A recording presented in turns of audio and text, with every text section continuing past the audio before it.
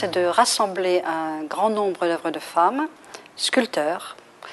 Généralement, des femmes artistes, on connaît essentiellement les peintres, généralement pas les sculptrices. Donc là, nous pensions réparer une grande injustice, non pas parce que ce sont forcément des femmes, mais parce que ce sont des œuvres de qualité qui sont oubliées.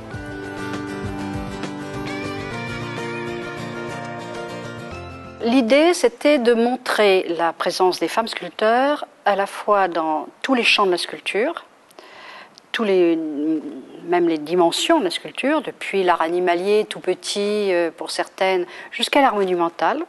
Nous voulions montrer les façades du Louvre ou des églises parisiennes, qui sont les œuvres de femmes. Nous passons devant sans savoir que ce sont des sculpteurs femmes.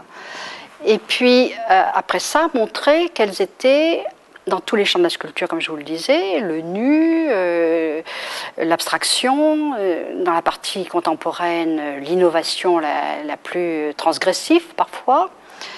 Et l'idée, c'était de créer des espaces colorés pour chaque section.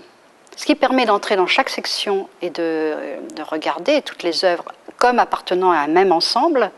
Et en même temps, en étant dans chaque section, on a une vision sur l'ensemble de la salle. Ce qui fait qu'on n'est jamais séparé des autres œuvres et on peut les voir presque sur toutes les faces.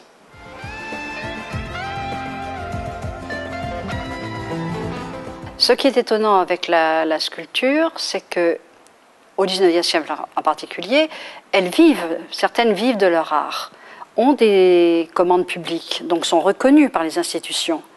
Et c'est la génération suivante, les historiens, les archivistes, qui ne gardent pas en mémoire le travail des femmes. Alors, on va rentrer dans un long débat de pourquoi cette occultation. Je ne sais pas, je n'ai pas de vraie réponse. Et je crois que nous sommes nombreuses à ne pas avoir de réelle réponse, parce qu'on ne peut pas dire, comme on me le disait il y a une trentaine d'années, les bonnes artistes, nous les connaissons. Si nous ne connaissons pas de femmes sculpteurs, c'est qu'elles ne sont pas bonnes.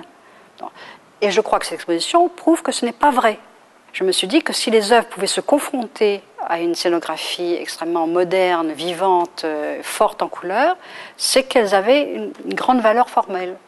Et c'est le cas, je crois, si vous regardez autour de vous, chaque pièce est une belle œuvre.